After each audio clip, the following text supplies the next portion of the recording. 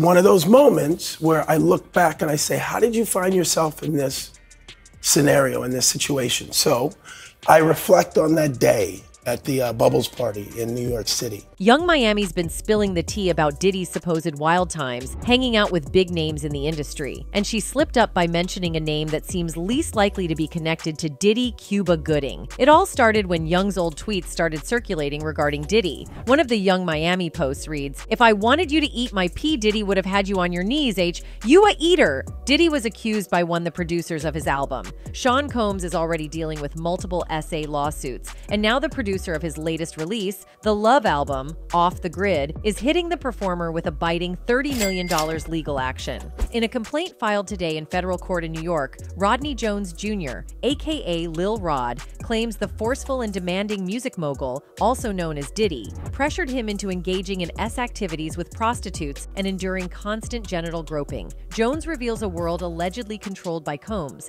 filled with decadence, money, and power plays. He alleges exposure to possible DR, ritual humiliation, and being shortchanged over $50,000 for his work on the Love record released on September 15, 2023. The new allegations against Sean Diddy Combs, a music producer, is accusing hip-hop mogul of assaulting him and forcing him to have. The extensive 70-page lawsuit from Jones goes on to assert that the 54-year-old Combs aimed to G him into accepting a HS relationship, which is purportedly considered a normal practice in the music industry. Represented by attorney Tyrone Blackburn, Jones also alleges the existence of a RICO enterprise that repeatedly failed to adequately monitor, warn, or supervise Combs. This conspiracy is claimed to be orchestrated by some of the most influential figures in the music business. As a result, Universal Music Group CEO Sir Lucian Grange, ex-Motown CEO Ethiopia Habtemariam, Diddy, his top aide Christina Korum, and the star's 30-year-old son Justin are all named as defendants in the lawsuit. But a lawyer for Combs called the events described in the lawsuit pure fiction.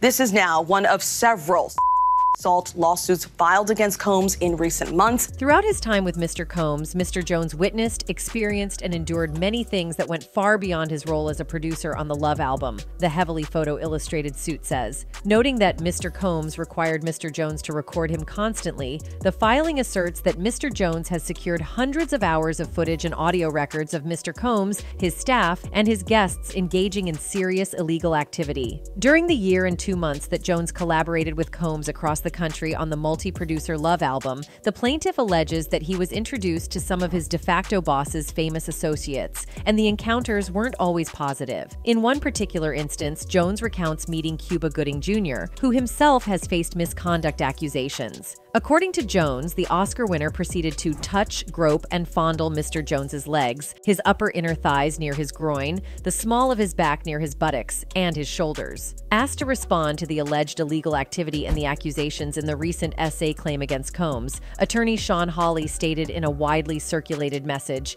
"Lil Rod is nothing more than a liar who filed a $30 million lawsuit, shamelessly looking for an undeserved payday." Hawley, a partner at Kinsella Hawley Iser Kump Steinsapir LLP, added, "His reckless name-dropping about events that are pure fiction and simply did not happen is nothing more than a transparent attempt to garner headlines. We have overwhelming, indisputable proof that his claims are complete lies. We will address these outlandish allegations in court and take all appropriate action against those who make them." Justin Combs was even more unequivocal in his and his father's defense. A spokesperson stated to Deadline, "Justin Combs categorically denies these absurd allegations. They are all lies. This is a clear example of a desperate person taking desperate measures in hopes of a payday. There will be legal consequences for all defamatory statements made about the Combs family." This latest SA allegation from a man follows 4 previous suits against Combs, including one from his ex-longtime girlfriend Cassandra Ventura, all filed late last year. The suit with Ventura was reportedly settled for a significant but confidential sum within 24 hours of being filed in New York last November. Combs, taking the stance that everyone is seeking a payday, has since faced accusations ranging from ST to participating in the gang raw an 11th grader in 2003. In a response filing last week in the case of the now-adult Jane Doe, Combs stated that he never participated in, witnessed, or was or is presently aware of any misconduct, S or otherwise, relating to the plaintiff in any circumstance whatsoever. The response, a comprehensive 11-page document from attorney Sean Hawley and a team of other lawyers, argues that the suit violates Combs' rights under the U.S. Constitution and the New York State Constitution, and should be dismissed. Jane Doe's lawyer, Doug Wigdor, swiftly dismissed the attempt at dismissal, stating on February 20th, "The deeply troubling allegations against the defendants by multiple women speak for themselves. The ridiculous claim that the photos are somehow fake and the law at issue is unconstitutional are nothing more than desperate attempts to conjure a defense where none exists." By the way, there was some initial confusion surrounding Lil Rod's lawsuit today, with the federal district court in Manhattan docket initially stating that the action was for $30 billion, not $30 million. Combs' attorney initially responded to the $30 billion figure. Everyone breathed a sigh of relief when the megasum was corrected to $30 million later in the evening. Now that's not it about the lawsuit. Young Miami has also been named in the lawsuit. Young Miami has been implicated multiple times in Lil Rod's lawsuit. In one instance, he witnessed Diddy and Young Miami doing C together. On Thanksgiving 2022, Lil Rod claimed that Young Miami's cousin S.A. him at Diddy's Miami home, and seems like that for escaping from the scene, and making Diddy responsible for everything she mistakenly took Cuba Gooding's name also. Cuba Gooding's story is somewhat different from the typical narrative surrounding famous personalities. The Hollywood power players not only derailed his popularity, but also disrupted his life beyond the glamorous world of entertainment. However, it's important to note that Gooding also played a role in his own downfall. And then, you know, it's one of those moments in my life where I was trying to numb the pain. So I would, you know, just kind of... During the late 1990s and early 2000s, Cuba Gooding enjoyed significant success in Hollywood, garnering attention for his roles in TV shows like Hill Street Blues and MacGyver. He reached new heights with his performance in John Singleton's acclaimed film, Boys in the Hood. I'm so into this shit. Fuck this. Stupid mother shit. Don't leave. Subsequently, his career continued to flourish, with notable roles in movies like Rob Reiner's adaptation of Aaron Sorkin's A Few Good Men and the thriller Outbreak. However, the primary reason for Cuba Gooding Jr.'s career decline is the allegations made by many women against him. It's worth noting that Gooding himself was also involved in some questionable actions. Some suggest that part of his current situation stems from his intention to expose certain secrets about individuals in Hollywood, which ultimately led to significant trouble for him. "No one prepares you for success," he said. "That's why you see a lot of actors that star in movies, then disappear. Or you see athletes that make $100 million and then they disappear too. They weren't ready for it. People asked me after I won that Academy Award if I ever thought I would be on that stage. I always said, not in a million years. But that's a lie. You have to envision yourself on that stage, winning that award, so that when you succeed, it will feel normal, not like it's something special, so that you can do it again." Cuba Gooding Jr. won an Oscar in 1997 for his work in Jerry Maguire, but almost 2 decades later, the Academy Awards have failed to make much progress. Following the widespread disappointment of this year's Oscar nominees, which did not recognize a single actor of color, Variety asked Gooding Jr. his opinion on the #Oscars So White backlash.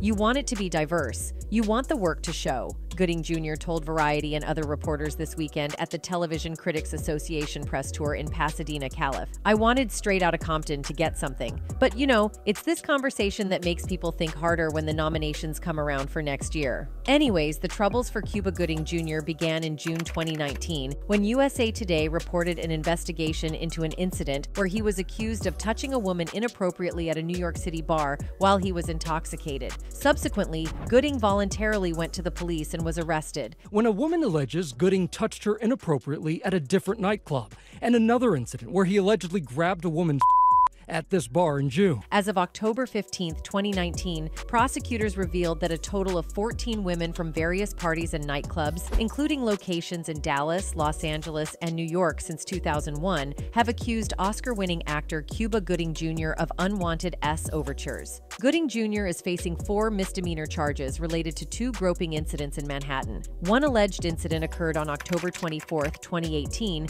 at Teo Downtown Nightclub, and the other on June 9, 2019, at Magic Hour Rooftop Bar. Manhattan prosecutor Jenna Long stated her intention to use the testimony of the 12 additional complainants to establish a pattern of Gooding's behavior during his trial in Manhattan Supreme Court. As of October 22, 2019, new misdemeanor SA charges have been filed against him, according to court records, but it's not clear if these charges involve the same 2 women. 2 women filed lawsuits accusing the actor of Freedom of groping them in separate incidents in New York City in 2018 and 2019. The lawsuits were filed in New York Supreme Court under the state's Adult Survivors Act, which grants plaintiffs a temporary window to submit civil claims of offenses that would otherwise be barred by the statute of limitations. It's noteworthy that the Adult Survivors Act is set to expire this week. This legal action is the latest in a series of troubles for Gooding. In June 2023, he reached a last-minute settlement with a woman who accused him of raping her a decade ago, thereby avoiding a trial. In the 2018 lawsuit, as reported by The Times, a woman claimed that while she was working as a cocktail waitress at Lavo restaurant and nightclub in New York, Gooding forced his tongue into her mouth without her consent. Gooding pleaded guilty to a criminal forcible touching charge related to the incident in April last year. The lawsuit includes a portion of the transcript of Gooding's testimony from that litigation in which the judge asks him to describe what he did. "I kissed the waitress on her lips," he said, before confirming that he'd done it without her permission. In the 2019 filing, Kelsey Harbert stated that she approached Gooding at Magic Hour Rooftop Bar and Lounge with the intention of meeting the actor. She alleged that after sitting next to Gooding's girlfriend, the actor reached over and touched her thigh and breast. Harbert is quoted saying in the lawsuit, "So, you can imagine my surprise when I saw a flash of movement and felt his hand on my breast, groping it, feeling around on it, as if I was a piece of meat." Harbert promptly filed a police report within a week of the incident. Gooding later pleaded guilty, and the civil lawsuit includes Gooding confirming that it was non-consensual physical contact during his hearing. Both women are seeking unspecified damages for assault and battery, lost wages, emotional, mental, and physical injury, and attorney's fees. A representative for Gooding did not immediately respond to the Times' request for comment. In the plea deal reached during the criminal trial for both incidents, Gooding was able to avoid jail time and was instead required to undergo 6 months of counseling. In response to this, Gloria Allred, the plaintiff's attorney in the new lawsuits, provided a statement to Deadline. "Our clients were deprived of the justice they sought in the criminal case. They are now seeking justice and accountability in their civil cases. We are proud of their courage and intend to vigorously fight for them until they win the justice that they deserve." Now, Diddy is also involved in similar cases. Rappers like 50 Cent have taken shots at Puffy, particularly in reference to reported all-men parties that he allegedly organized. These gatherings were said to involve younger men, with Usher sharing his experiences at Flavor Camp. While on The Howard Stern Show, Usher briefly mentioned his exposure to the lifestyle, avoiding specific details. He hinted at the extravagant nature of these events and expressed uncertainty about fully participating and indulging in them. Moved to New York City, and I lived with Sean Puffy Combs for a year. That's the crazy thing. Now, that was L.A. Reid's idea, right? We're sending you over to something called Puffy Flavor Camp. Upon signing with LaFace Records as a teenager, Usher found mentorship in Sean Combs, also known as Puff Daddy. At the age of 14, Usher moved to New York to collaborate with Diddy, blending work and social experiences. Besides their professional endeavors, Diddy allowed Usher to participate in his lavish gatherings, aiming to infuse the young singer with a more edgy persona. In a 2011 interview, Usher, now serving as a mentor to Justin Bieber, revealed Diddy's desire for him to embrace a more edgy image. Reflecting on the experience, Usher acknowledged that while Diddy's vision may not have led to immediate success with his first album, it set the stage for an enduring 18-year career. This insight guides Usher in his mentorship of Justin Bieber, emphasizing the importance of making music relevant to the current times. Additionally, Louisiana Reid, the CEO of LaFace Records, disclosed that Diddy played a pivotal role in persuading him to retain the young Usher on the label when considerations were made to drop the budding star. He said, "I wanted to drop him. I wanted to be out of business honest with him. I broke his heart. I broke his mother's heart. It was a very tough period in both our lives. He added, then someone said to me, don't be a fool. Don't sell your stock in Usher. He's still going to be a star. He's everything you thought he was the day you signed him. And that person was Diddy. Michael Jackson played a pivotal role in shaping Usher's artistic evolution, and Usher openly acknowledged the profound impact of the King of Pop on his career. One poignant moment in their connection occurred when Usher performed Larry Grossman and Buzz Cohan's Gone Too Soon at Michael Jackson's memorial service in 2009, following the icon's untimely death. Usher described this experience as one of the most conflicted moments of his life, highlighting the emotional weight and honor of paying tribute to his mentor and musical inspiration. Reflecting on that moment, Usher said, "That was the hardest yet most gratifying moment of my career." The song summed up what people were feeling as nobody believed Michael had passed. He was such an iconic figure. Icons like him live forever. Throughout his illustrious career, Usher has achieved remarkable success,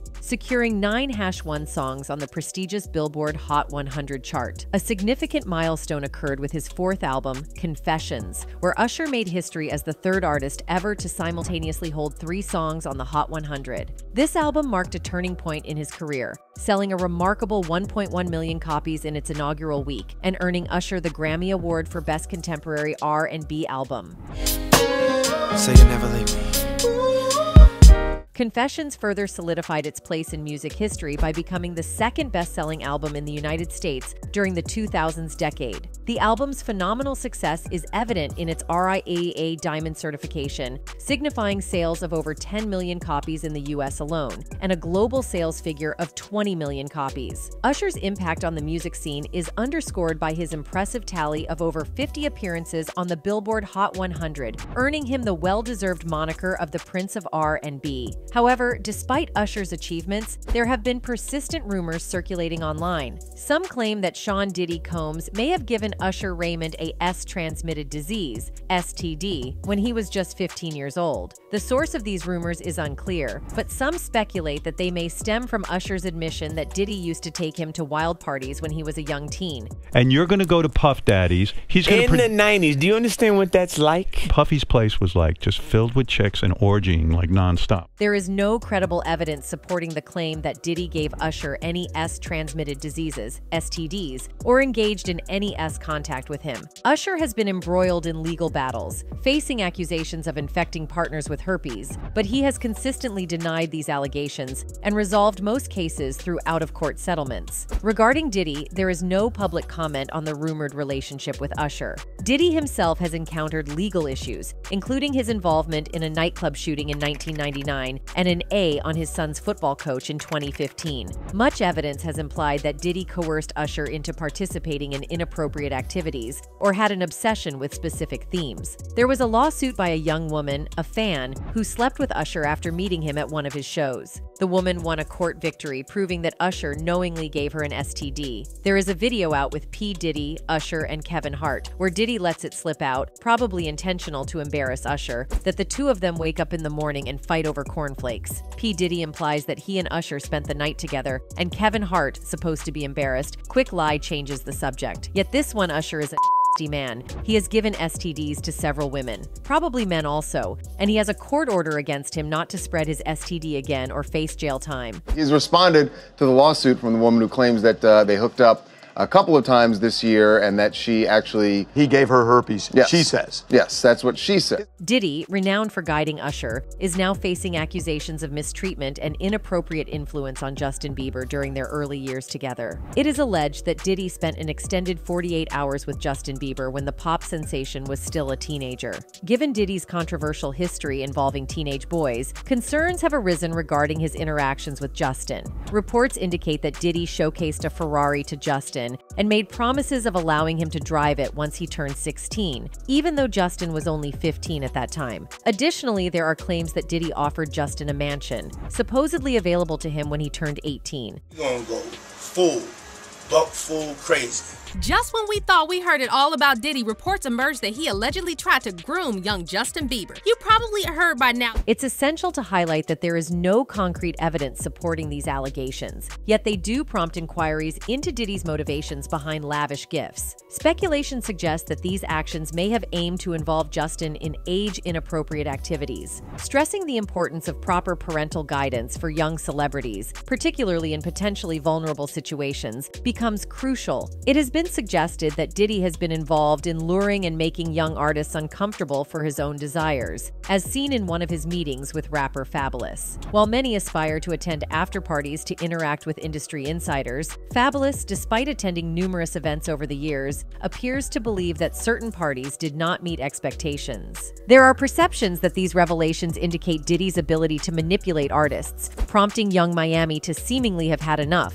Online, one person commented, he said buck full crazy as in buck wild. Poor Justin, though. Feels so sorry for these kids exposed to too much too quick. I just saw a vid of Justin saying he wanted to protect Billie Eilish so she wouldn't have to go through what he went through. He got emotional. Poor kid. Something definitely happened somewhere. Another added, it's innocent until proven guilty, but this looks sketch straight up. Usher, Beaver, Jamie Foxx speaking out, plus other allegations. What happens in the dark always comes out in the light. A second rapper, Zebit, has also come out to share his terrifying experience. After having a fantastic night at his house, Diddy brought him out clubbing, and it wasn't until later that they found out this club wasn't like any other club they'd been to before. Instead, it turned out to be a pretty blatant gay bar. So then we go to the house, and then, he invited us to the house because he wanted to go to the club afterwards, right? I was like, okay, cool. Zebit was obviously attempting to party and have a good time at the club when someone brought to his attention the fact that the men there were kissing one another. Zebit was stunned, but he didn't give it much thought until he saw another man dancing naked in the middle of the club.